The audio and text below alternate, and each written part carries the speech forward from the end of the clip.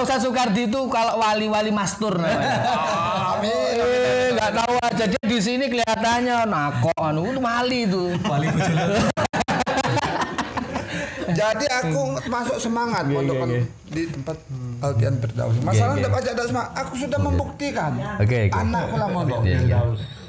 Sekarang dari Mas Pudin mungkin diceritakan motifnya mondok di Patratan nih, ya. Boleh lah.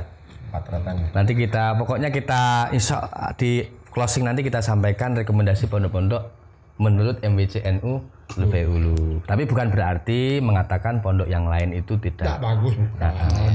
Saran-saran nantilah untuk para pemirsa. Jadi para Pak Ustadz nih ya, motivasi saya terhadap kenapa saya mondokkan anak ke salah satu pondok ya. Nah itu ya yang jelas sebelum saya memondokkan itu ya saya tanya dulu sama yang katakanlah para ustadz-ustadz yang ada di desa sini. Oh, desa Karangawi. Ustadz sinten niku? Ya terutama Pak Ustadz Fuad Setiawan. Oleh karena beliau juga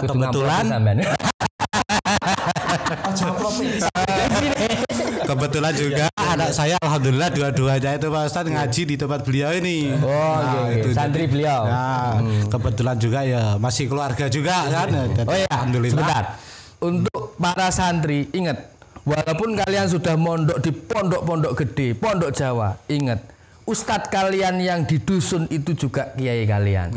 Jangan sekali-kali kalian sudah mondok di Jawa lupa dengan ustadz yang di gembelekan caranya. Cocok. Jadi setelah saya berkoordinasi ya alhamdulillah ternyata pondok itu sesuai dengan keinginan saya dan anak-anak saya. Oleh karena sebelum saya berangkat saya berkoordinasi dulu. Terus setelah berkoordinasi kemudian saya mengecek ke lapangan. Ya alhamdulillah setelah saya cek ke lapangan alhamdulillah anak saya cocok, saya juga cocok. Oleh karena apa? Terutama kalau saya selaku orang tua itu saya anak dulu yang saya tawarkan kan. Kalau kata anak cocok ya sudah ya monggo gitu kan. Orang tua hanya bisa mendoakan dan mendukung gitu kan. Menyupport. Nah selain itu juga pesan saya kepada teman-teman ini jangan sampai salah memondokkan anak seperti apa yang dikatakan oleh para Pak Ustadz tadi. Oleh karena sekarang itu banyak sekali pondok itu nyembur babur ya. Tapi gini kok buatan hati-hati niate apik tapi malah kejerumus ya. Niku malah kejerumus mungkin. Niate wong tua api kepengen anaknya supaya jadi anak sing soleh-soleha. Ternyata setelah pulang pondok karena salah menempatkan itu tadi akhirnya yang yasinan, tahlilan segala macam akhirnya menjadi bid'ah. Nah, ini jangan sampai. Nah, jadi pesan saya kepada khususnya kepada teman-teman yang mungkin insya Allah kedepannya itu ingin memondokkan putra putrinya ke pondok pesantren. Jadi silahkan berkoordinasi dulu, musyawarah dulu kepada yang ahlinya, terutama kepada para yai atau para ustadz-ustadz yang ada di desa. Dan yang jelas ibaratnya itu alurnya gitu. Kalau kita ya NU gitu kan. Oleh karena sekarang tuh banyak pondok-pondok yang gitulah ibaratnya itu kan yang nggak sesuai dengan harapan kita. Nah di samping itu juga memang yang namanya mondokkan anak itu Pak Alpian ya. Ini bercerita sedikit terutama untuk teman-teman ini yang belum memondokkan anaknya ya memang rasa pisah dengan anak itu ya memang ya begitulah. Luar biasa. Iki mau orang jadi pertanyaan. Oke, silakan cerita. Oleh karena tadi Pak Ustadz itu belum menanyakan. Saya membuat sendiri. Ternyata tanya sendiri jawab sendiri. Tanya sendiri jawab sendiri. Perlu ditanya trik-triknya bisa mengatasi kekangenan itu bagaimana? Benar. Oke, lanjut ya. Lanjut. Ceritanya piye iki? Kangen. Jadi ceritanya pertama ya. Anak pertama kali mondok nih ya.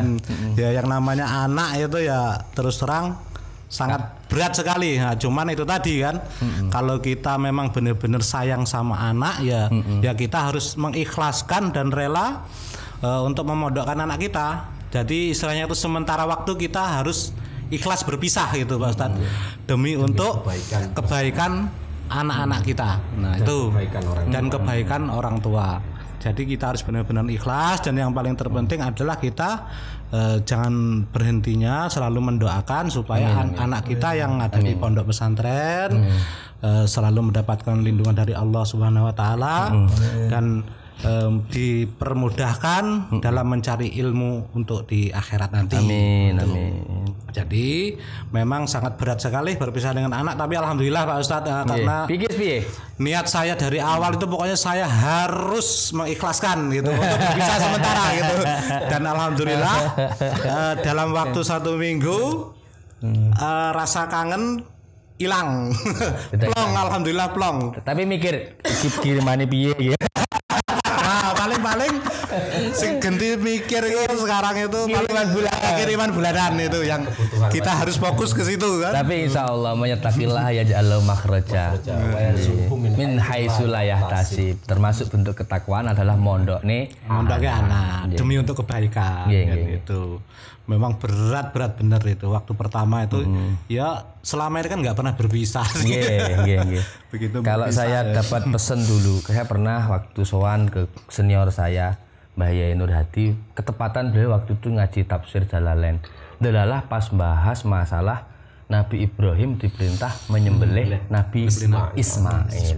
Sebagai seorang ayah, nek nyembelih wong liya oke lah. Kau nyembelih anak itu, dan anak satu-satunya pada saat itu ya, kesayangan ya, anak kesayangan sebelum Ishak hadir nih mungkin. Kau nyembelih, tapi sing merintah Gusti Allah. Nabi Ibrahim yakin, anak pun Nabi Ismail itu pasrah. Kalau memang Allah yang merintah, laksanakan. Ada makna di situ Pak Saifuddin, Bang Ali. Kita sebagai orang tua, secara pemikiran koyok mondok nih anak iki mbuang anak koyok iya kan, seperti Nabi Ibrahim ki mau koyok mosok tega men anak kok dibelah iya kuwi padha anak kok dipondokne iki lho piye kuwi engko pen-penane mangane piye rana golek loro piye kalau aku mikirnya Mas ndak itu Mas. Jadi saya selesaikan dulu. Jadi dari itu apa hikmah dari ayat itu, kita sebagai orang tua kalau mondokkan anak ya koyok dene Nabi Ibrahim menjalankan perintah Allah Subhanahu wa taala. Aku mondokne anak krana perintahe Gusti Allah. Nek ngono wis ringan. Ringan kita. Mudah di pikiran terus. Nek enggak dicekel perintah Gusti Allah, ya belah ya pikir iki perintah Gusti Allah. Padha kula sampean. Lah nek enggak karena ini perintah Allah, yo kelingan kangen malah pengen marahan itu lah. Nah, nggih. Apa tadi? Lah niki mawon nggih. Teng grup niki ya Allah. Ustaz tolong fotokan anak saya. Itu intinya. Iya. Rame teng grup niku, tapi nggih kula nggih wajar. Nggih wajar. Wong tuwa. Wong tuwa nggih anak pertama ibaratnya, tapi ya alhamdulillah kula tahan. Alhamdulillah. Gimana Ali tadi mau menyampaikan Pak? Nggih, nanti kita ya kalau aku mikir Mas Pian ya, anakku itu aku pikir biarlah dia badan dia tuh jauh dari aku, asal hati dia dekat sama aku. Wah, itu romantisme. Masalahnya ini Mas, bahasanya puitis. Bahasanya ceritanya ini Mas, untuk apa anak kita di dekat kita cuma bandelnya setengah mati. Kita bayangkan, kita dapat bayangkan ini. Lebih baik jauh di mata tapi dekat di hati ya. Dekat di hati. Walaupun dia jauh tuh dia tetap ingat sama kita. Dia dekat untuk apa? Dia ingat sama kita. Masalah. Jadi itu bagiku. Oke. Jadi itu cara trik jenengan untuk menghilangkan rasa kangen tadi ya. Iya.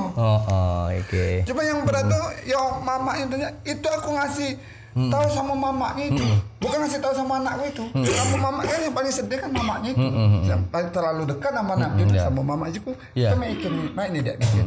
Biarlah dia kita nih, anak kita nih jauh sama kita, asalkan hati dia dekat sama kita. Nah itulah kunci. Alhamdulillah. Yakin baik sama yang diputus sama Allah Subhanahu wa taala. Kalau bahasanya siapa itu? Habib Umar Mutahar apa siapa itu saya lupa. Lebih baik menangis saat ini kita mondokkan anak daripada menangis ketika tua karena anak nggak bisa doakan, nggak bisa merawat orang tua. Monggo Mas Fuad. Terima kasih. Ini sekaligus dengan kesan-pesan dulu gimana rasanya pertama mondokkan, nanti di closing dengan pesan-pesan rekomendasi pesantren-pesantren kita. Monggo. Terima kasih. Ini sedikit saya ingin nyimpulkan dari bahasa beliau-beliau ini selaku orang tua. Ini artinya mereka itu ingin lebih baik saya berkorban untuk anak daripada saya menjadi korbannya anak.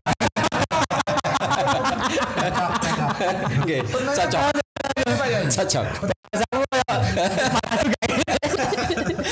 Pernah ya aku sedih mikir ya. Kata Pak Yai pernah cerita tuh. Kalau kita tidak nyekolahin anak kita sama baik kita tuh membakar anak kita sendiri. Dah matiku ngeri itu. Membakar anak kita derek. Rasakan baik. Jadi ngeri. Itu begini Pak Ustadz, bapak-bapak sekalian. Saya tuh pernah dengar pengajian ya. Itu dari Kiai itu menyampaikan. Orang tua yang memondokkan anaknya di pondok pesantren, ini potensi umurnya itu lebih panjang. Kok menarik men? Berarti termasuk trik panjang umur ya? Nah, jadi kalau bapak-bapak ibu-ibu pengen umurnya lebih panjang, silakan punya anak masukkan ke pondok pesantren. Logikanya piye tat? Karena logikanya begini Pak Ustaz. Logikanya ya. Anak kita di rumah taruh lagi sekolah. Ya sekolah itu paling cuma berapa jam sih? Ya kan? Ya. Berapa jam dari sehari semalam itu anak melakukan aktivitas di lembaga pendidikan sekolah formal ya yang tidak dalam satu lingkup pesantren, dalam pengawasan pesantren. Ini paling cuma berapa jam? Begitu pulang ke rumah. Nah, ini ya Ya ini pergaulan bebas, ya pergaulan bebas segala macam dia melakukan namanya hal-hal negatif lah. Hal-hal negatif. Ini banyak kan orang tua nggak terkontrol, nggak bisa mengontrol ya. Nggak bisa mengontrol. Yang kemudian muncullah masalah. Terkadang anak itu membuat ulah, buat masalah. Akhirnya orang tua ujung-ujungnya orang tua yang dibawa, kan begitu. Ya. Nah ini akhirnya kan nambahi pikiran jenengan toh. Ya enggak? Pikiran jenengan yang tadinya itu tensi darah jenengan selaku orang tua itu normal saja 120/80 ya enggak? Karena anak sering bikin ulah, anak sering bikin masalah, ya kan? Stroke. Bikin orang tua malu, ya kan? Akhirnya orang tua terlalu banyak berpikir, tensi darah jadi naik, asam lambung ikut naik, badan ya kan? Kurus, badannya jadi kurus, makanya jadi nggak menutup kemungkinan umurnya jadi pendek. Jadi alasannya panjang umur itu kalau nggak mondokkan anak tadi ya, resikonya kalau anaknya beling jadikan pikiran orang tua sehingga orang tua menjadi banyak penyakit ya, pikiran akhirnya jadi penyakit, akhirnya gelem nggak gelem umurnya sudah. Dan non sewu ya kita belajar dengan kita memondokkan anak di pondok pesantren itu paling yang menjadi beban dan pikiran kita apa? Kita berusaha untuk mencukupi kebutuhannya selama di pondok pesantren. Katakanlah uang bulanan dia. Ya jangan dikira anak kita di rumah itu nggak memerlukan uang. Bisa jadi anak kita di rumah itu uang bulanannya lebih besar daripada anak kita yang ada di pondok pesantren. Dan juga jangan khawatir ya. Kita memondokkan anak kita pondok pesantren itu sebagai bentuk ketakwaan kita kepada Allah Subhanahu wa taala. Takwa itu apa sih? Takwa itu kita menjalankan perintah-perintah Allah dan menjauhi larangannya. Upaya kita selaku orang tua ya ingin menjalankan perintah Allah dan menjauhi larangan-larangan Allah, termasuk untuk anak-anak kita, yaitu kita masukkan ke pondok pesantren. Karena apa? Thalabul ilmi faridotun ala kulli muslimin wa muslimatin. Jangan dilupakan. Mencari ilmu itu sangat wajib, bukan cuma wajib, sangat wajib bagi setiap muslim laki-laki maupun muslim perempuan. Al di situ al ahdidihni al ilmu ad-dini, yaitu ilmu agama. Al ilmu di situ tolabul ilmi, alnya itu al ma'rifat. Bukan isim nakiroh. Artinya yang dimaksud di sini adalah ilmu agama. Dan juga kita nggak usah berkecil hati urusan rezeki. Mak mano kaget kiriman bulanannya. Tadi kalah disampaikan sama Pak Ustadz Alfian. Wa may yattaqillaha yaj'al lahu makhraja. Barang siapa yang bertakwa kepada Allah, karena niat kita adalah untuk ketakwaan pada Allah, yaj'al lahu, maka Allah akan menjadikan untuknya makhraja, jalan keluar, wa yarzuqhu, dan memberinya rezeki min haitsu la yahtasib, dari jalan yang tidak ia duga.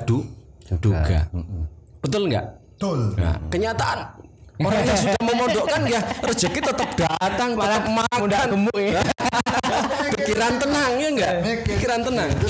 Aku susah cari duit daripada aku tidak susah cari, dia buntang-banting di rumah, tidak menuntut ilmu agama. Nah, kemudian saya ingin menjawab.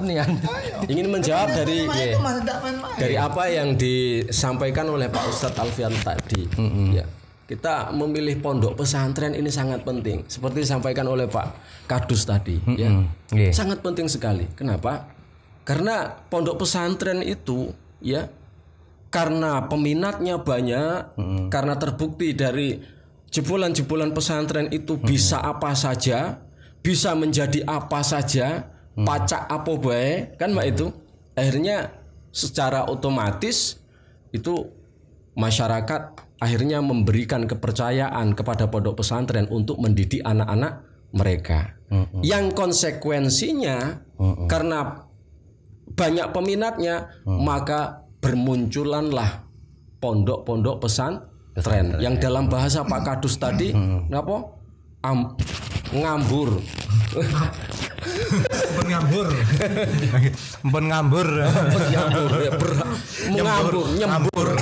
Saking banyaknya. Dan kita juga di sini selaku masyarakat, selaku umat Islam, selaku bangsa Indonesia, ini harus lebih jeli dan hati-hati. Lebih jeli dan hati-hati untuk memilih pondok pesantren tempat kita menitipkan anak kita dan mendidik anak kita. Jangan sampai nanti kita salah memilih pondok pesantren, kita titipkan dan kita didik anak kita di suatu pesantren, begitu dia pulang bukannya malah mendoakan orang tua, malah menjadi musuh orang tua, malah menjadi musuh tetangganya, malah menjadi musuh masyarakat sekitarnya. Ini nggak menutup kemungkinan Pak Ustadz, karena kita salah memondokkan anak, karena nggak konsultasi dulu dengan ulama-ulama, dengan kiai-kiai sekitar, ya langsung saja mungkin karena yang gratis lah, yang mewah lah, ada promo-promo bisa sekolah luar negeri atau bagaimana, itu segala macam lah gitu kan. Nggak taunya ternyata di situ didikan yang dia dapat apa? Ya, yasinan bid'ah, tahlilan bid'ah, hafalan bid'ah, terus apa lagi? Ya, sesuai yang diinginkan orang. Nah, tidak sesuai dengan yang diinginkan orang tua. Akhirnya begitu pulang lihat orang tua yasinan dibid'ahkan, ngelihat tetangganya marhabanan dibid'ahkan, disesat-sesatkan. Ini akhirnya memuncul kekeruhan di dalam masyarakat. Cita-cita yang baik tersebut dikarenakan kurangnya pertimbangan, kurangnya hati-hati, koordinasi. Karena Nabi bersabda, "Idza usidal amru ila ghairi ahlihi fantaziri sa'ah." Ketika engkau serahkan urusan itu kepada yang bukan ahlinya, maka tunggulah saat kehancurannya. Sama seperti ketika kita memutuskan anak memondokkan, kalau kita nggak tanya yang ahlinya, wah, jangan-jangan malah tadi. Jadi yang perlu kita rekomendasikan, yang saya sarankan, mulai dari ini kita sampaikan pesantren-pesantren yang bersama dengan kita. Ini mohon maaf para pemirsa, bukan berarti kita tidak merekomendasikan pesantren yang lain. Jujur saja, ketika ada pesantren yang tidak saya sebutkan dengan Ustadz Fuad ini, bukan berarti kita tidak merekomendasikan, karena ketidaktahuan kami. Yang setahu kami, bagi para nahdien-nahdiyat yang ingin memondokkan anaknya, kalau tidak ingin keluar dari daerah Lubai Ulu, Ini sudah ada yang siap nginep 24 jam itu ada yang pertama di Pondok Pesantren Bumi Al-Falah. Itu di Simpang Metur yang diasuh oleh Kiai Hasan Sadili. Itu jelas itu rekomendasi dari MIC NU Lubai Ulu karena itu jelas sanadnya kiai yang jelas. Yang kedua ada Pondok Pesantren Darussalamatil Hasanah atau sekarang ganti namanya dengan Pondok Pesantren Fathul Ulum. Itu ada di Pagar Dewa Dusun 4. Diasuh oleh Kiai Maksum Muhammad Maksum. Itu juga beliau asli orang kita, beliau alumni Kewagean. Kalau Yayasan tadi alumni Ploso. Agak ke depan lagi ada Pondok Pesantren Izzatul Quran. Ini adalah pondok pesantren yang sudah semi modern ya, tapi di bawah asuhan Ustadz Mampajri. Beliau ada alumni Al-Amin Sumeneb Madura dan juga beliau juga sudah pernah ikut pengkaderan PKP. Nah, semoga pesantren beliau dijaga oleh Allah Subhanahu wa taala walaupun sedang dalam diuji nggih, Kemudian ada lagi kelewat. Ini kata dengar-dengar Ustadz Firdaus juga sudah buat pesantren ini.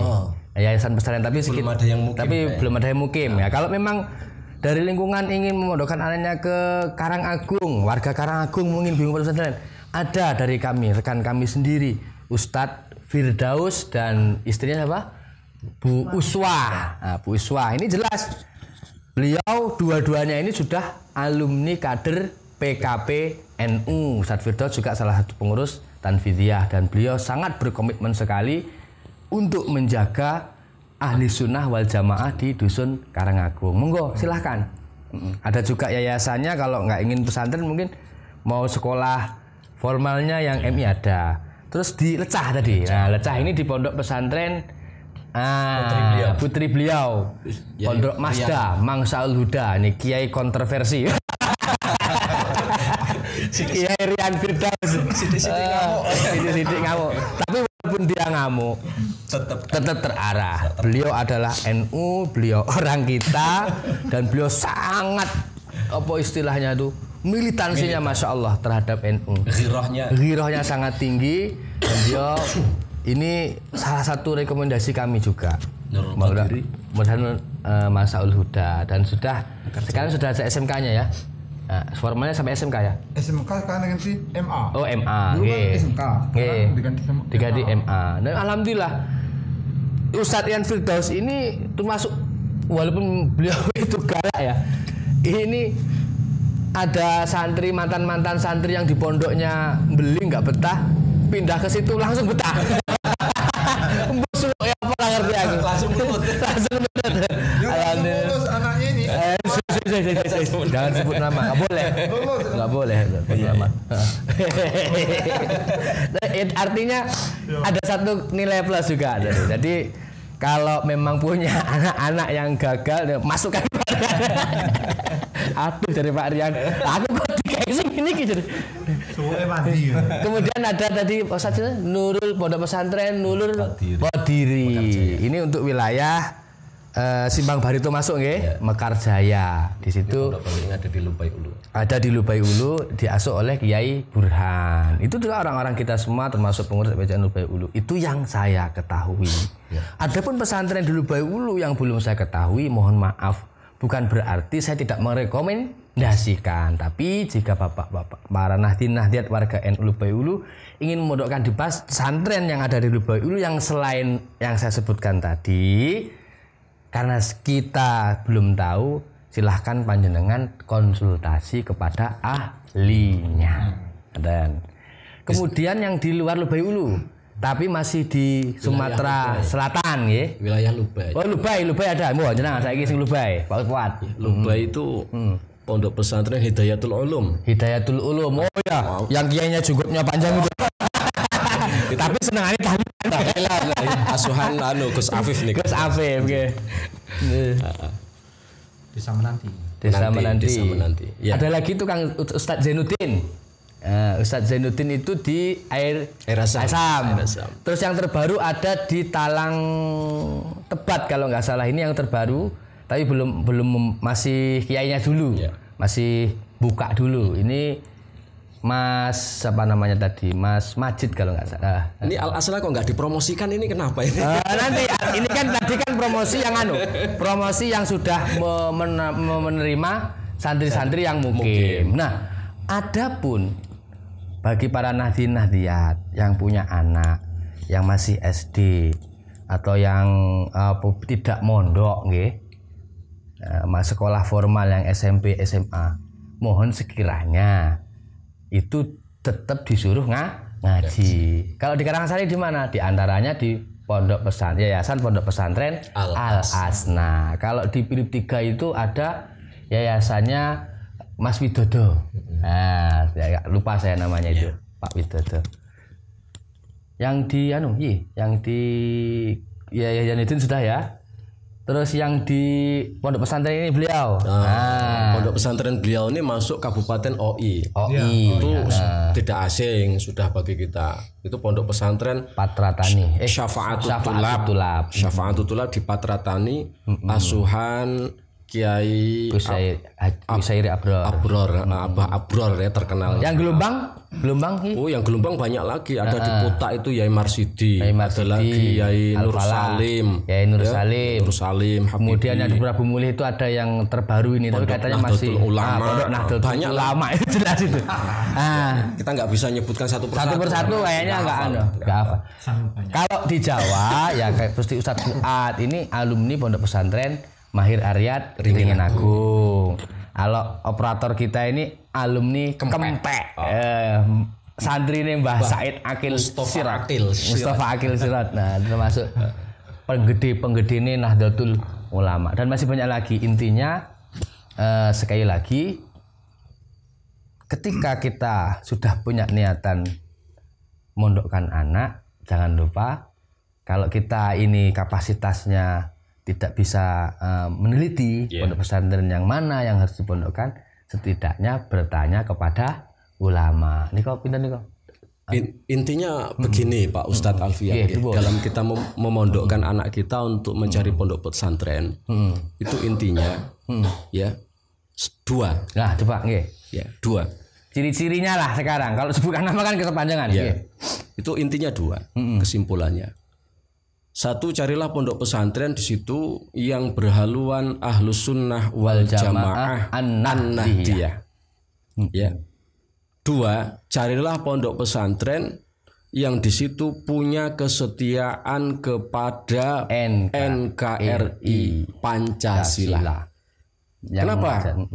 Karena begitu kita lahir ke dunia ini, ya, kewajiban kita satu, yaitu beragama, mengenal Tuhan. Yang kedua, kita ini lahir di mana? Kita lahir di bumi ini di negeri mana? Artinya kita satu punya tanggung jawab beragama, dua kita punya tanggung jawab berbangsa dan bernegara, menjaga tanah air kelahiran kita. Karena ya tempat sujud deh. Karena kalau urusan agama kita kan diperintahkan untuk ibadah, untuk sholat, ya kan? Untuk puasa. Nah sekarang kalau kita bisa nggak kita ibadah? Kalau tanah yang tempat kita ibadah ini kacau, dijajah, nggak bisa tenang. Nggak tenang kita.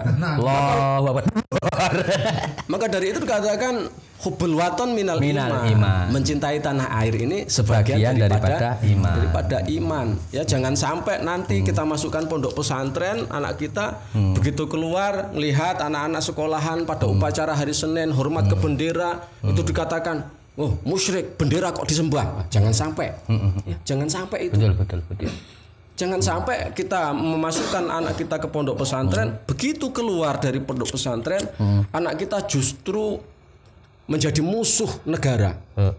Musuh orang tua. Justru menjadi musuh orang tua. Justru menjadi musuh tetangga-tetangganya. Jangan sampai itu terjadi. Na'udzubillah min dzalik. Kita cari makanya pondok pesantren ini kiainya siapa? Ya. Kemudian dia belajarnya dulu dari mana? Benar. Dari mana dia belajar? Lihat dulu sumbernya. Karena agama ini ada sumber, kan begitu. Belajar dari mana? Dari siapa? Yang mengajar, kiainya dia ini berfaham apa? Ahlussunnah kah? NU kah? NU kah? Atau bukan? Karena kita ini warga NU. Nah, betul, ulama. Ini penting. Penting itu. Penting. Ya, yang kedua mengenai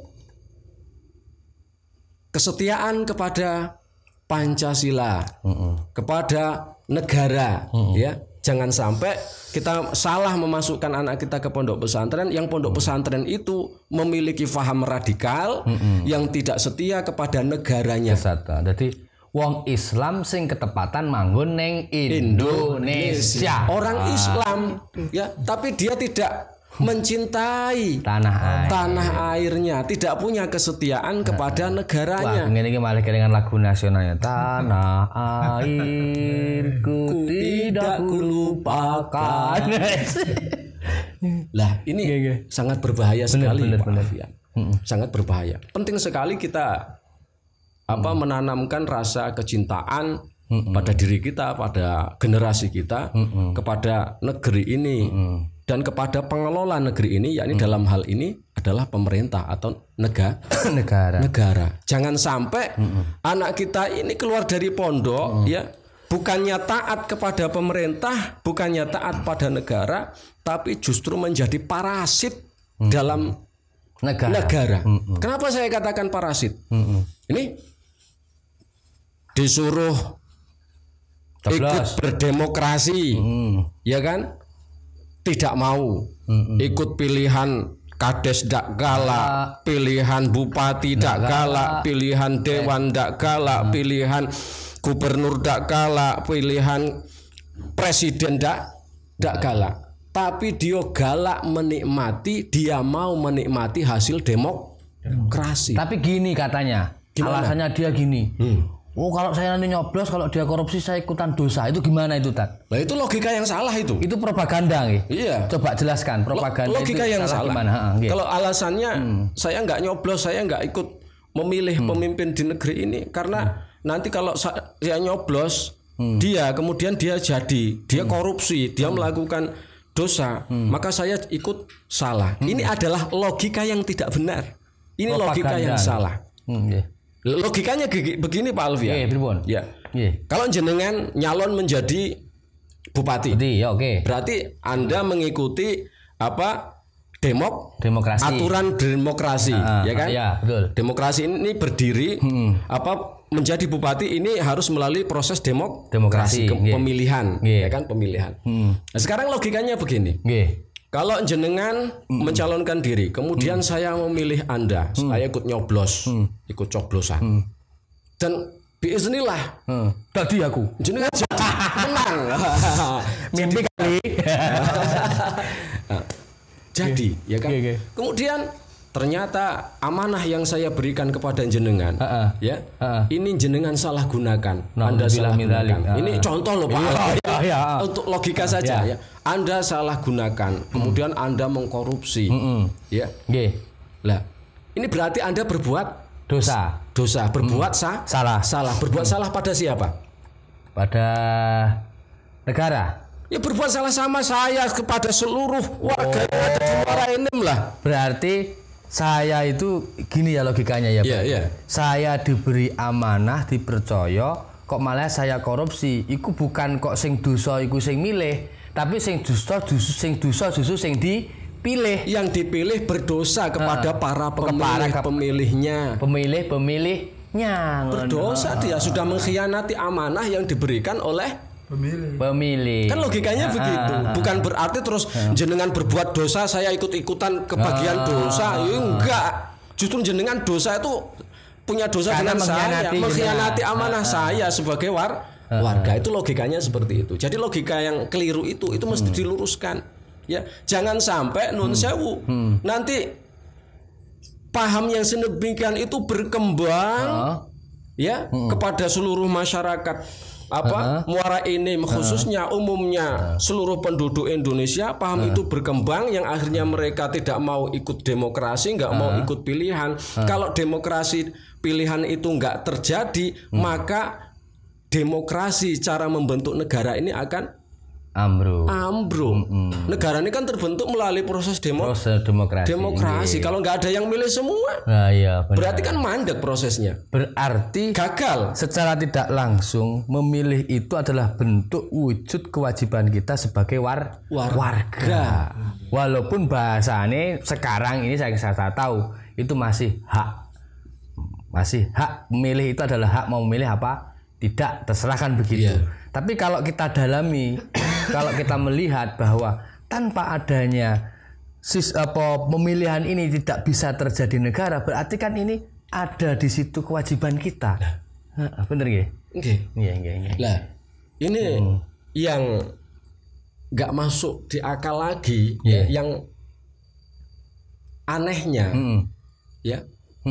ada kelompok besar yang tidak mau mengikuti proses demokrasi dengan alasan yang sedemikian itu tadi, Tapi lucunya mereka ini mau menikmati hasil demokrasi. Untuk bantuan. Sampai lihat jalan itu bisa diaspal karena ada apa? Adanya apa? Ada negara. Adanya pemerintahan. Dan pemerintahan ini berdiri melalui proses demokrasi. Dibangun pasar. Ini hasil dari pemerintah, hasil demokrasi. Dibangun kantor, ya kan? Dari demokrasi. Mereka nggak mau kelompok besar ini memiliki pemahaman yang seperti itu. Kecil lah kelompoknya itu. Ya kecil ya. Kecil banget itu. Kalau dihitung, apalagi kalau dibandingkan dengan warga Nahdlatul Ulama, cuma ya kita harus berhati-hati karena walaupun kecil itu seperti rayap itu. Lah itu kalau dalam bahasa apa ya? Bahasa yang kurang enaknya itu coro cangkem elek. Ya. Yang paham seperti orang-orang yang pemahaman seperti ini diibaratkan dalam tanda kutip itu benalu. Parasit. Ya. Mereka mau menyedot, yang mau menikmati, ya sampai yang dinikmati ini kurus, tapi dia tidak mau ikut membangun. Maka jangan sampai ini terjadi pada kita, jangan sampai terjadi pada generasi kita. Jangan salah meletakkan anak-anak kita di pondok pesantren. Artinya pilih pondok pesantren yang satu urusan agamanya berhaluan aswaja ahlus sunnah wal jamaah an-nahdiyah. Yang kedua punya kesetiaan kepada NKRI harga mati. Oke Pak Ustadz, mungkin closing kita pada malam hari ini minta kepada para wali-wali santri yang ada di sini untuk memberikan pesan-pesan kepada santri-santri yang mungkin ketepatan nyimak di sini. Monggo dari Pak Saifuddin, closing kita. Jadi pesan saya di sini kepada khususnya para teman-teman ya Pak Ustadz ya. Untuk santri. Khusus. Boleh untuk teman-teman yang mau mondokkan, ada yang ingin mondokkan boleh. Nanti sama untuk santri-santri yang sedang mondok. Jadi pesan saya khususnya kepada teman-teman dan kepada para santri-santri sing sampun mondok utawi tiang sepae sing badhe mondok ke anake, nggih sing jelas nggih.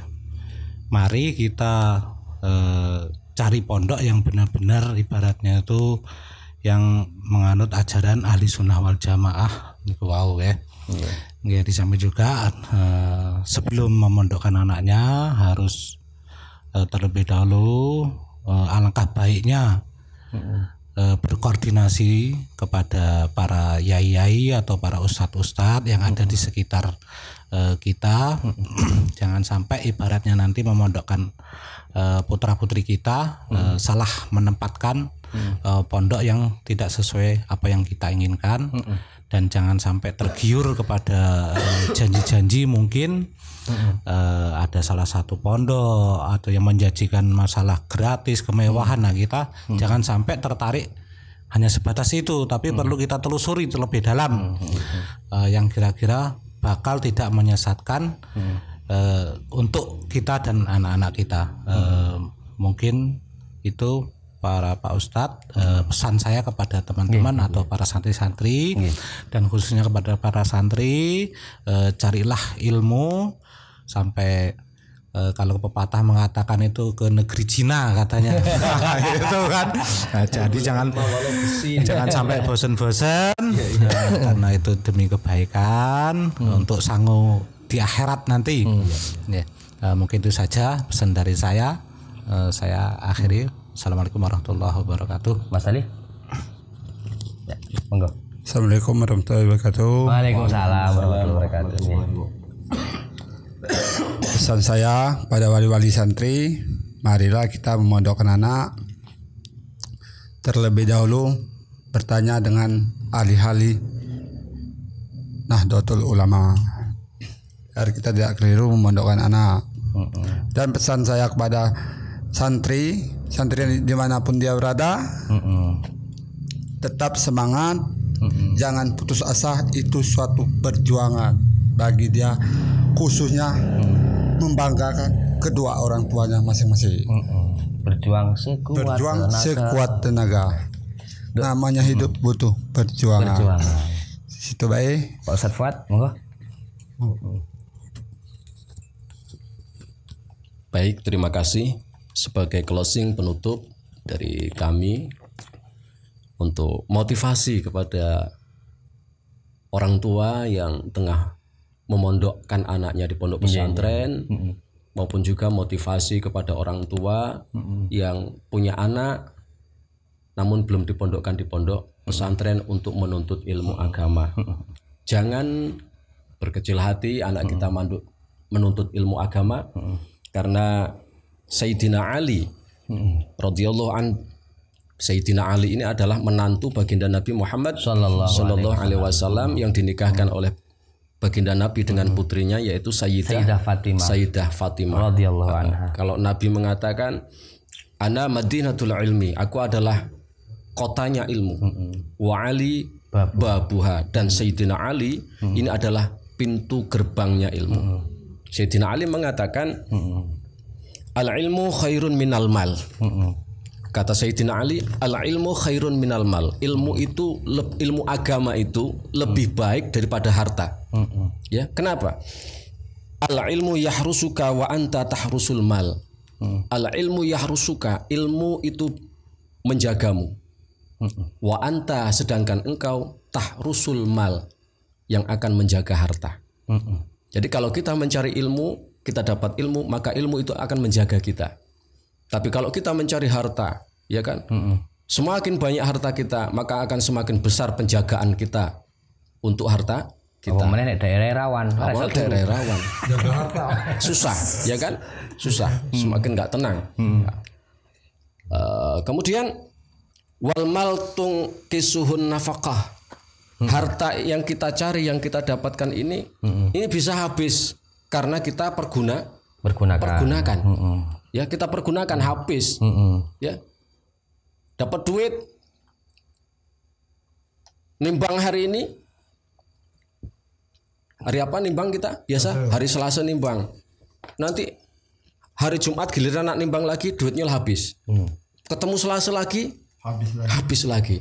Karena apa? Karena kita gunakan, dan menggunakan uang ini adalah kebutuhan hidup. Ilmu menjaga kita, harta, sedangkan harta itu mesti kita jaga, kita yang menjaganya. Kemudian ilmu, harta itu kalau kita gunakan, kita infakkan, itu akan semakin berkurang dan berkurang. Sedangkan wal ilmu yazku bil infak. Sedangkan ilmu agama ini dia akan semakin bertambah karena kita berikan kepada yang orang lain. Kita tunjukkan ke wong lain, bukannya berkurang ilmu ini, tapi justru malah bertambah. Kita bagikan ilmu tentang sholat kepada orang lain, orang itu pacak sholat, maka bertambah.